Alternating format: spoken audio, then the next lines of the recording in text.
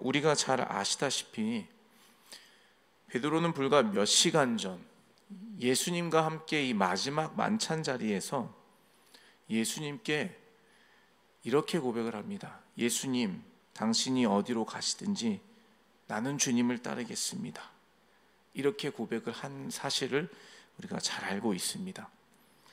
그러나 그런 베드로의 어떻게 보면 멋지고 용감한 그 고백에 대해서 예수님께서는 이렇게 답을 주셨죠. 오늘 닭이 울기 전에 네가 나를 3번 부인할 것이다. 이렇게 말씀을 하셨다라는 사실을 우리가 이미 잘 알고 있는 내용입니다. 그리고 나서 얼마 지나지 않아 오늘 본문 말씀처럼 정말 베드로가 예수님을 3번 부인하는 일이 일어나게 되는 것이죠. 베드로의 연약함이 드러난 순간이지요. 이러한 베드로의 모습은 비겁해 보이기까지 합니다. 예수님과 함께 있을 때에는 그 예수님의 인기와 능력을 힘입어서 호언장담하더니 이제 예수님이 대제사장에게 잡혀서 아무런 힘을 쓰지 못하시는 그러한 상태가 되니 그것을 보고서는 예수님을 부인하는 모습을 보여주기 때문이지요. 정말 비겁한 모습이 아닐 수 없습니다. 그런데 여러분, 이 사실, 이 예수님을 3번 부인하는 이 베드로의 이러한 비겁한 모습이 있기 직전에는 사실 베드로는 예수님을 지키기 위해서 나름 용감하게 행동했다라는 사실을 우리가 잘 알고 있습니다. 예수님께서 겟세마네 동산에서 기도를 마치신 후에 대제사장과 바리새인과 이 종교 지도자들이 보낸 아랫사람들과 이 병사들로 인해서 예수님을 잡으러 그 자리까지 찾아오는 내용을 우리가 함께 살펴봤죠. 그때 베드로가 어떻게 행동했습니까? 자신이 갖고 있는 칼을 꺼내서 그 말고라는 병사의 귀를 자르는 그러한 모습을 보여줬다고 성경은 기록하고 있지 않습니까, 여러분? 예수님을 지키기 위해서 폭력을 사용할 만큼 나름대로 베드로는 예수님 편에서 용감한 모습을 보여줬다라는 것이죠. 이런 베드로의 모습, 칼을 꺼내서 예수님을 지키기 위해서 용감하게 휘둘렀던 그 모습은 오늘 우리가 지금 살펴보고 있는 이 베드로가 예수님을 3번 부인하고 있는 이 모습과는 정말 대조되는 모습이 아닐 수 없습니다. 그렇게 용감했던 베드로가 그런데 불과 몇 시간도 얼마 지나지 않아, 몇 시간이 무엇입니까? 잡히시고 바로 대제사장 이 안나스의 뜰 안으로 잡혀가게 되시는 그 가운데 얼마 지나지 않아 베드로는 그런 용감했던 모습은 온데간데 없고 사람들 앞에서 예수님을 3번이나 부인하는 비열한 자의 모습으로 전락해 버렸어요. 우리는 이런 베드로의 모습을 보면서 이러한 질문을 던지면서 베드로를 평가하게 되는 것 같습니다.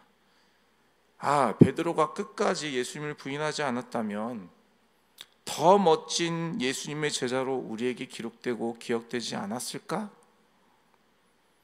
베드로가 이 부인하는 예수님을 3번 부인하는 이 사건이 베드로 개인에게 없었다면 어쩌면 베드로는 더 멋진 예수님의 제자로 성경에서 기록되어지고 또 이 말씀을 받는 저와 여러분, 이 시대의 저와 여러분에게 더 멋진 예수님의 제자로 수제자답다, 역시 베드로답다, 역시 베드로는 수제자다, 이러한 모습으로 더 기억되지 않았을까요?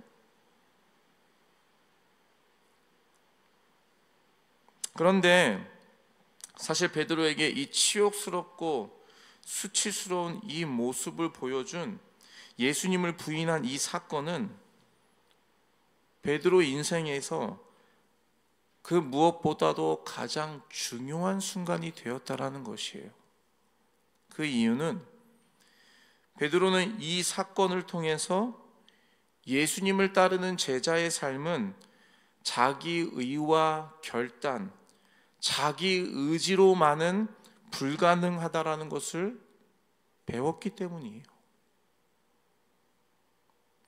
예수님을 따르는 제자의 삶은 내가 가지고 있는 의의 혹은 나의 결단, 나의 의지만으로는 불가능하다라는 것을 베드로는 이 사건을 통해서 배웠기 때문에 어쩌면 이 치욕스럽고 부끄러운 이 베드로의 예수님을 3번 부인하는 이 사건은 가장 그에게 중요한 인생의 교훈을 준 사건이라 할 수 있다는 것이죠.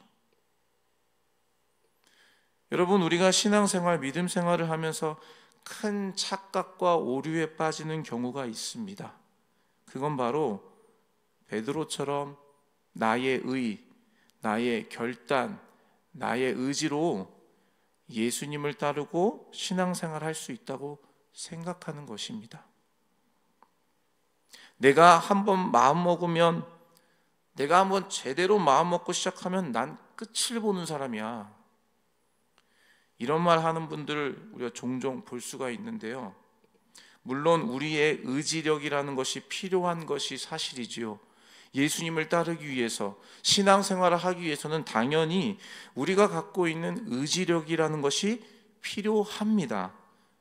그리고 그 의지력이 있어야 무슨 일이든지 시작할 수 있고 끈기 있게 할 수 있기 때문에 없어서는 안 돼요. 단순히 신앙생활뿐만이 아니라 우리 모든 인생의 일반적인 삶 가운데서도 이 우리의 의지력, 결단력은 반드시 필요한 것입니다. 그런데 이 의지와 결단으로만으로는 예수님을 따르는 그 삶을 완성할 수 없다라는 것이에요. 내가 아무리 의지와 결단이 강한 사람이라도 결국 우리는 인간이라는 제한된 존재라는 이 진리를 벗어날 수 없기 때문에 베드로가 예수님께 호언장담했던 그 말, 주를 위하여 내 목숨을 버리겠나이다 라고 했던 그 말은 의지와 결단만으로는 불가능하다라는 것이에요. 예수님이 어디든 가시든지 나는 따르겠습니다. 예수님을 위해 내 목숨을 아끼지 않고 버리겠습니다. 베드로의 이런 고백은 그의 의지와 결단이 담긴 고백이었지만 그 고백은 불과 몇 시간이 지나지 않아 예수님이 잡히신 후에는 나는 예수님을 모른다 라는 변명으로 바뀌게 된 것이죠. 이것은 우리에게 다시 한번 사람의 의지와 결단만으로는 예수님을 따를 수 없다라는 것을 보여주고 있는 것입니다. 성경은 예수님을 따르는 것에 있어서 우리에게 가장 중요한 진리를 하나 여기서 가르쳐주고 계시는 것입니다. 베드로의 인생을 그래프로 그린다면 아마 예수님을 부인한 이 사건이 인생의 그래프에서 가장 밑바닥, 곤두박질 치는 그런 그림을 보여줄 것이라고 생각할 수 있을 정도로 이 베드로의 이 예수님을 부인하는 이 사건은 인생의 가장 깊은 골짜기 아래로 떨어지게 됨을 경험하는 그러한 사건인 것이죠. 베드로 입장에서는 감추고 싶고 부인하고 싶고 숨기고 싶은 사건, 그것이 바로 예수님을 부인한 오늘의 본문의 말씀이라는 것입니다. 그런데 여러분, 저와 여러분의 삶에도 이러한 순간이 있는 것 같아요. 감추고 싶고 알려지지 않았으면 좋겠고 숨기고 싶은 나의 인생의 여정에서 골짜기와 같은 그 시간들, 저와 여러분에게도 크고 작지만 사람마다 그 어떤 느낌, 다가오는 정서적인 느낌이 다를 수가 있겠지만, 차이는 있겠지만 분명히 우리의 인생에도 이러한 인생의 골짜기를 경험하는 순간들이 있다라는 것이에요. 그리고 우리는 그 순간들을 잊어버리고 싶어 합니다. 그때 그 사건만 없었다면 나는 좀 더 괜찮은 사람으로 지금 있을 수 있을 텐데, 그때 그 사건만 없었다면 나는 꽤 괜찮은 사람으로 사람들에게 알려졌을 수도 있을 텐데, 그렇게 생각할 수가 있다라는 것이죠. 베드로처럼 말입니다. 그런데 여러분, 참 놀라운 것은요, 그렇게 인생의 실패를 경험한 이 베드로를 주님은 다시 불러주신다라는 사실이에요. 이렇게 실패하고 낙심하고 좌절하여서 아무것도 할 수 없는, 3번이나 예수님을 부인하여 예수님을 모른다 하였던, 오늘 요한복음의 본문에서는 그냥 부인했다라는 표현으로 하지만 사실 원어적인 어떤 성경의 원문으로 들어가면요, 부인한 것뿐만이 아니라 모욕하고 예수님을 욕하는 그러한 지경까지 이르렀다라는 것을 우리가 알 수 있거든요. 그렇게 예수님을 부인하고 욕했던 이 베드로, 그 베드로를 참 감사한 것은 주님이 다시, 부활하신 주님께서 다시 이를 찾아오신다라는 것이에요. 그리고 다시 사명을 주시잖아요. 3번이나 물으시잖아요, 베드로에게. 네가 나를 사랑하느냐? 네가 나를 사랑하느냐? 네가 나를 사랑하느냐? 어쩌면 예수님께서는 베드로가 실패하길 원하셨던 것 같습니다. 베드로가 예수님을 따르기 위해서는 그 실패가 경험되어져야만이 예수님을 따를 수 있다고, 예수님을 온전히 따를 수 있다고 예수님은 이미 다 알고 계셨던 것 같아요. 여전히 나의 힘과 나의 의로 주님을 따를 수 있다라고 생각했던 그 잘못된 고집과 아집을 내려놓지 않으면 예수님을 끝까지 따를 수 없다라는 것을 주님은 아셨기 때문에, 그것을 잘 알고 계신 예수님께서 그래서 내가 주를 위하여 목숨을 버리겠나이다, 주님을 위하여 내가 끝까지 주를 따르겠습니다, 이렇게 호언장담했던 베드로의 그 놀라운 고백에 대해서 아니야, 오늘 밤 네가 나를 3번 부인할 거야 라고 그 말씀을 주셨던 거 아닌가라고 생각할 수 있다는 것이죠. 베드로의 실패는 우리에게 중요한 한 가지를 가르쳐 주십니다. 바로 우리의 인생의 실패, 즉 우리의 의와 결단과 의지만 가지고 예수님을 따르려는 그 시도는 결코 성공할 수 없다라는 것을 깨닫게 하는 아주 중요한 교훈을 우리에게 주고 계시다라는 것이죠. 여러분, 왜 우리가 인생의 실패를 경험하는 것이 중요합니까? 왜 우리가 우리의 의와 힘과 의지와 결단으로만으로는 주님을 따를 수 없다라는 것을 깨닫는 것이 왜 중요한가요? 그 이유는 바로요, 하나님의 은혜를 더 깊이 깨닫기 위해서는 그것을 알고 있어야 되기 때문이에요. 자기 잘난 맛에 사는 사람은 감사와 은혜를 알 수가 없어요. 자기가 계획하고 생각해서 원하는 것을 이룰 수 있다고 생각하는 사람은요, 하나님의 은혜를 깨달을 수 있는 마음의 자리가 없다라는 것이에요. 자기 의로 가득한 사람은 하나님의 은혜가 들어갈 마음의 자리가 없습니다. 하나님께 감사할 이유를 찾을 수도 없습니다. 왜요? 자기가 잘해서 얻은 건데 왜 하나님께 감사를 해요?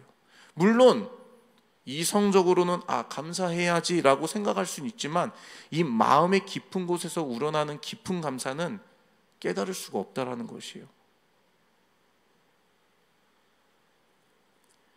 그러나 실패한 인생을 경험한 사람은 다릅니다. 지금 누리고 있는 것들이 자기의 노력과 힘으로만 얻을 수 없는 것을 아는 사람이죠. 이런 사람은 작은 것에도 깊이 감사할 수 있는 힘이 있습니다. 자기의 노력과 힘으로는 얻을 수 없다라는 것을 깊이 경험했고 깨달았기 때문에 내가 지금 누리고 있는 이 작은 것 하나도 허투루 지나가는 것이 아니라 이 모든 것이 하나님의 은혜요, 하나님의 사랑이라는 것을 깊이 감사할 수 있다는 것이에요. 인생의 실패를 통해 하나님의 은혜와 도움이 없이는 단 하루도 온전하게 살 수 없다는 것을 그 실패를 통해서 깨달았기 때문에, 인생의 실패를 경험한 사람은 하나님의 은혜를 깊이 경험할 수 있는 은혜를 누리고 있다라는 것입니다. 하나님의 은혜는 선물입니다. 은혜는 우리의 노력으로 얻을 수 있는 것이 아닙니다. 우리가 아무리 선하고 착하게 살고 열심히 성실하게 신앙생활 한다고 우리의 행위로 얻을 수 있는 것이 결코 아닙니다. 우리가 어떤 노력을 해도 얻을 수 없는 것이, 그것이 바로 하나님의 은혜예요. 그리고 그 은혜를 예수 그리스도를 통해 우리에게 선물로 주신 것이죠. 감히 얻을 수 없는 그 선물을 얻는 것, 이것이 바로 은혜입니다. 구원받을 자격이 하나도 없는 우리가 예수 그리스도를 통해 하나님의 자녀가 되었다는 것, 이것을 설명할 수 있는 것은 은혜밖에 없습니다. 그래서 여러분, 율법적으로 혹은 도덕적으로 윤리적으로 착하게 사시는 분들이 더 예수님을 영접할 수가 없는 것을 우리가 흔히 보게 되는 것이에요. 당신을 위해, 당신의 죄를 위해 예수님께서 십자가에 못 박혀 돌아가셨습니다. 그것을 믿는 자에게는 영원한 생명을 주십니다. 오늘 예수님께서 당신을 그 은혜의 자리로 초청합니다. 이렇게 말해도 도덕적, 윤리적으로 착하게 산 사람은요, 자기가 죄인인지를 깨닫지 못하는데 어떻게 그 은혜의 자리로 나아갈 수가 있겠습니까, 여러분? 나아갈 수가 없어요. 하고 싶어도 안 돼요. 우리 인생의 실패가 우리 안에 상처로, 아픔으로 남아있다면 여러분, 우리가 그걸 다시금 재조명해야 할 필요가 있는 것이에요. 주님께서 우리에게 실패를 주신 이유는 그 실패를 통해 내 힘과 의지와 결단으로는 주님을 따를 수 없다, 은혜를 누릴 수 없다라는 걸 깨닫게 하시기 위한 하나님의 특별한 선물이라는 것을 우리가 깨달아야 할 줄로 믿습니다. 상처로만 갖고 계지 마세요. 상처받으라고 주님께서 우리에게 그 아픔의 시간을 주신 게 아니라는 것이에요. 주님을 따르기 위한 귀한 재료로 사용하기 위해서 우리에게 주신 선물과 같은 시간이라는 것을 여러분 믿음으로 받으시기를 예수님의 이름으로 축원합니다. 제가 몇 년 전 롱아일랜드에 있는 교회에서 목회를 하고 계신 목사님을 인터뷰할 기회가 있었습니다. 롱아일랜드 지역에서 꽤 오랫동안 꽤 큰 목회를 하신 목사님이셨는데요, 그 목사님께 이런 질문을 드렸어요. 목사님, 만약 목사님에게 매직 완드, 요술 지팡이가 있다면 목사님 그 지팡이 가지고 무엇을 하길 원하십니까? 이렇게 여쭤봤어요. 이런 질문을 들었더니 그 질문을 받은 목사님께서 잠시 곰곰이 생각을 하시더라고요. 그리고는 이렇게 대답하셨어요. 만약 내가 요술 지팡이가 있다면 저와 우리 교회 성도들에게 하나님의 은혜에 대한 간절함을 회복하도록 구할 것 같습니다. 만약 내가 요술 지팡이가 있다면 나와 우리 교회 성도들이 하나님의 은혜에 대한 간절함을 회복할 수 있도록 그것을 구할 것 같습니다. 이렇게 대답하시더라고요. 그래서 제가 물었어요. 왜 그렇게 대답하신 이유가 무엇이냐고, 좀 더 구체적으로 좀 설명해 주시면 감사하겠다고 여쭤보니 목사님이 그런 말씀하시는 거예요. 당신께서 살고 계시고 섬기시는 이 롱아일랜드 지역은 아무래도 다른 지역보다는 경제적으로나 생활적으로나 꽤 넉넉하고 풍족한 사람들이 모여 사는 지역이라고. 그러다 보니까 하나님의 은혜 없이, 예수님께 간구함 없이도 생활이 문제가 되거나 어려움이 크게 없다는 사실을 다 잘 알고 있다는 것이에요. 자기가 가진 경제력과 힘으로 얼마든지 어려운 일도 해결할 수 있는 수준의 사람들이 모여 있는 교회라는 것이에요.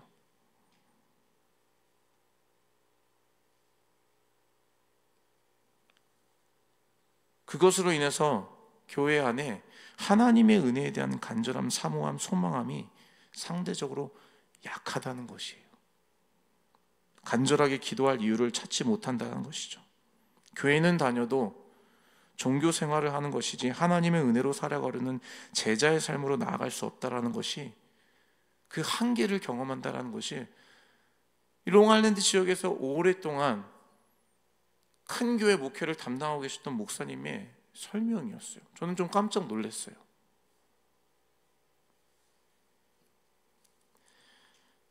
베드로가 실패를 경험하기 전에는 자기 힘으로 능력으로 예수님을 따를 수 있을 것이라고 생각했습니다. 그러나 그것만으로는 예수님을 따를 수가 없습니다. 주님은 분명하게 그의 제자들에게 이렇게 말씀하셨어요. 나를 따르려거든 자기를 부인하고 자기 십자가를 지고 나를 따를 것이라. 이 말씀이 진리입니다. 자기 부인이라는 하나님의 사랑, 예수 그리스도의 은혜, 성령님의 인도하심이 없이는 우리는 단 하루도 예수님을 따를 수 없다라는 것입니다. 이런 인생의 실패를 경험한 사람만이 간절히 주님을 찾는 것이지요. 내 힘으로 할 수 없다는 의지와 노력 한계를 경험한 사람만이 우리를 온전케 하시며 승리의 길로 인도하시는 성령님을 간절히 구하며 주님을 따르게 되는 것입니다. 사랑하는 넘치는 교회 성도 여러분, 우리가 겪는 혹은 우리가 겪었던 인생의 실패는 좌절, 패배감, 낙심하라고 주신 것이 아닙니다. 그것은 하나님의 은혜를 구하게 하는, 간절함을 회복하게 하는 아주 귀한 재료로 우리에게 주신 것입니다. 여러분에게 흔적처럼 남아있는 그 인생의 실패라는 그 흔적을 아픔과 상처의 도구로 사용하지 마시고 주님을 향한 간절함을 회복하는 재료로 사용하시기를 예수 그리스도의 이름으로 축원합니다. 그리고 다시 한번 우리가 결단했으면 좋겠어요. 내 힘과 의지로는 주님을 따를 수 없다. 그래서 내가 오늘 여전히 주님의 은혜를 구하며 기도의 자리로, 성령 하나님의 인도하심을 구하는 그 은혜의 자리로 나아갈 수밖에 없다. 그 믿음의 결단을 주님께 올려드리시면서 오늘도 우리의 삶에 맡겨주신, 우리를 세상 가운데 보내시는, 보냄받은 자로서의 사명 감당하시는 저와 여러분, 우리 넘치는 교회가 되기를 예수 그리스도의 이름으로 축원합니다. 우리 같이